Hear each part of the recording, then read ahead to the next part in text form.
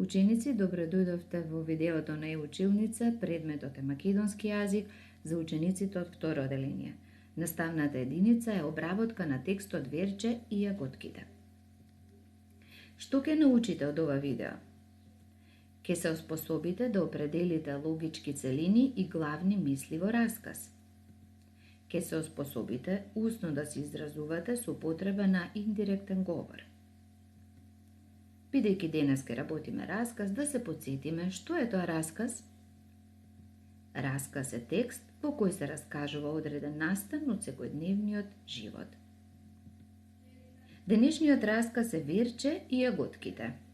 Наша задача ќе биде да го поделиме расказот на логички целини. Логичката целина е дел од расказот. Секој нов дел започнува со промена на времето, местото или ликовите. Ајде да се обидеме. Ќе почнем со читање на расказот. И самите, кога ќе забележите крај на еден и почеток на друг дел, ќе можете да го стопирате видеото и да одговорите зошто го мислите тоа. Сонцето почна силно да грее. Мама излезе во дворот и рече на Верче: "Ајде, Верче, помогни ми да ги насадам јагодите." "Добро, мамо," одговори Верче, но никако не може да ја пронајде лопатката. Мама сама ги насади јаготките. Разделени тој дел од дворот. Действието завршува кога мајката ги насадила јаготките. Започнува нов дел кога има промени што се случиле во дворот. Се разеленил дворот бидејќи пораснале јагодите, а за да пораснат јагодите им треба време од неколку денови.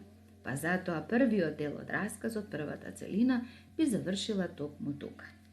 Ќе ја прочитам последната реченица за да продолжиме понатака. Разелени тој дел од дворот. Листенцата од јаготките му се смеат на сонцето. Ги гледа мама и вели на Верче: "Ајде, Верче, навади ги јагодите." "Веднаш, мамо," одговори Верче, но никако не може да ја пронајде кантичката. Почнаа црвените окца да ѕиркаат од под листенцата. Забележувате нова промена. Се појавиле црвените јаготки, кои почнале да зреат, значи поминале неколку денови за тие да почнат да зреат и следното дејство се случило токму по неколку дена. Па нашата целина би завршила токму тука. Би ја прочитала повторно последната реченица за да продолжиме понатака. Почнаа црвените окца да циркаат од под листенцата.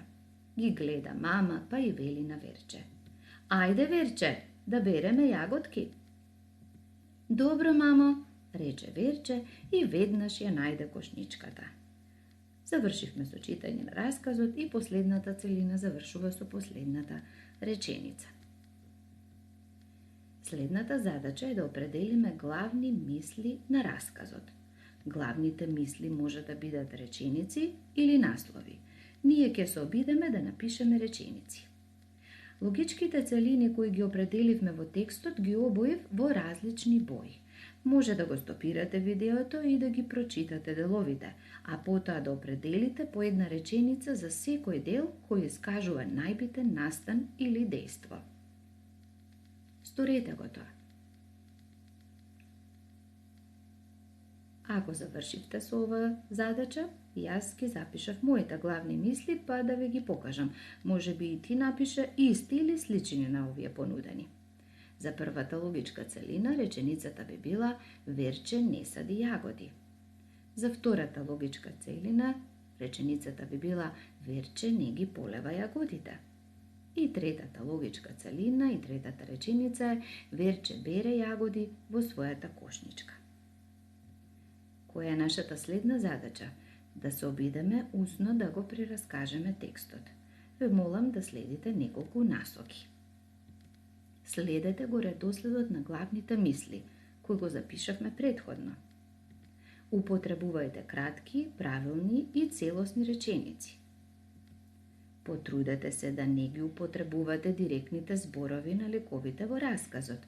Значи да не употребувате "Ајде, Верче, да ги засадиме јаготките." Вие не сте мајката за да ги кажете овие зборови. Затоа, кога прераскажувате, вие си представувате слика како да го гледате тоа дејство пред вас и би рекле, мајката ја повикала Верче да садат јагоди. Во продолжение на видеото се представени анимации кои можат да ви помогнат да го прераскажете расказот. Може да го враќате видеото и неколку пати. Научете да го прераскажувате овој расказ. Започнуваме.